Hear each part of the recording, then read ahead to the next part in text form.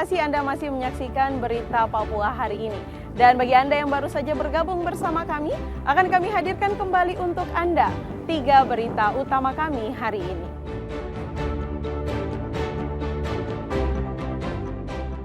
Diduga dianiaya, seorang pria yang tinggal di belakang RSUD Merauke tewas.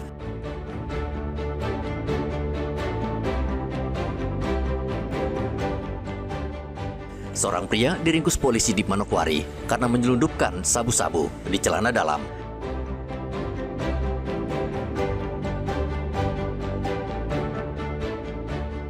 Setelah 5 hari terputus, akhirnya jaringan internet di Kabupaten Merauke kembali normal.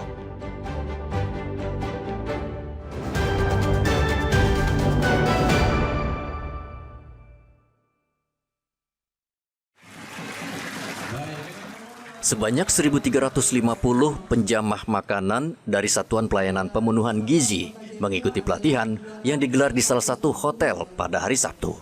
Mereka diberikan pembekalan materi keamanan pangan oleh Balai Besar POM Jayapura dan Dinas Lingkungan Hidup. Salah satu peserta pelatihan, Kostatina Patipeme, mengatakan pelatihan ini membantu penjamah makanan lebih siap dalam menjalankan program MBG dan berharap ada pendampingan berkelanjutan. Kegiatan penjamah makanan menurut saya itu baik sekali karena kami ada beberapa dari relawan adalah orang awam yang belum mengerti bagaimana proses dari MBG tersebut. Jadi bisa terjadi hal-hal yang tidak diinginkan. Contoh misalnya ditemukan ulat di sayur setelah masak ataupun ada makanan yang bisa menyebabkan alergi atau pembuatan pengelolaan makanan komposisi daripada bumbu itu juga kami kadang masih bisa salah. Jadi pelatihan ini sangat berguna bagi kami yang mendapatkan pelayanan MBG di Kota Jayapura.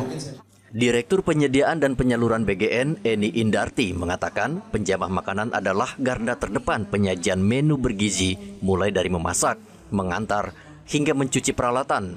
Karena itu pelatihan ini lebih fokus pada teknis bisnis proses dan keamanan pangan. Ini adalah kegiatan awal untuk mengetahui bisnis proses para relawan, ahli gizi, akuntan, dan kepala SPPG yang ada di SPPG.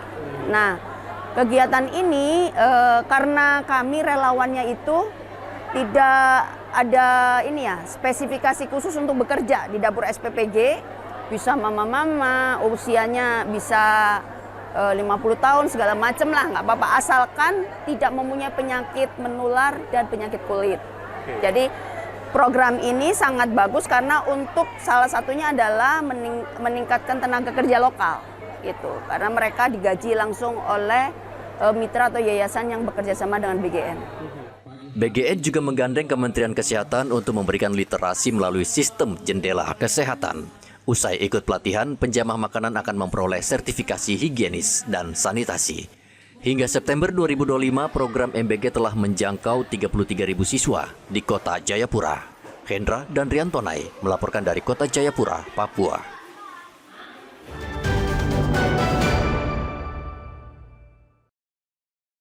Sebanyak 21 UMKM unggulan turut berpartisipasi dalam Sewindu Festival Kopi Papua yang digelar di halaman kantor BI Papua pada hari Sabtu.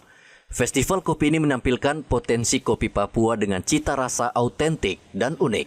Festival ini juga menghadirkan 8 varian kopi Arabica unggulan Papua, di antaranya jenis Tangma, Peneli, Maksum, Kiwirok, Bepiri, Koragi, Hom-Hom, dan Ambaidiru. Di sini konsepnya memang kita memberikan experience ke Bapak Ibu semua, Kopimda, untuk menikmati kopi yang diseduh oleh barista. Ada 8 varian dari antara lain dari piramid, kemudian juga Peneli, Bepiri, dan juga Robusta ada dari Genyem, Liberica juga ada, dan juga Ambaidiru.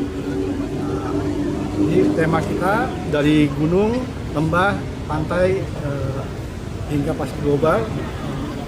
Kopi ini sudah terbukti menjadi perekat Papua. Penjabat Sekda Papua Susana Wanggai menekankan keunikan cita rasa kopi Papua yang sudah diakui dunia. Melalui festival ini, kopi Papua diharapkan semakin dikenal dan memberikan dampak ekonomi bagi petani. Kita lihat hari ini seperti begini, sekarang sudah banyak sekali pelaku-pelaku usaha kopi. Ya, untuk itu tentunya di sini dalam rangka juga bagaimana untuk meningkatkan atau mempercepat pertumbuhan ekonomi kita di Papua. Dan ini sudah sangat luar biasa.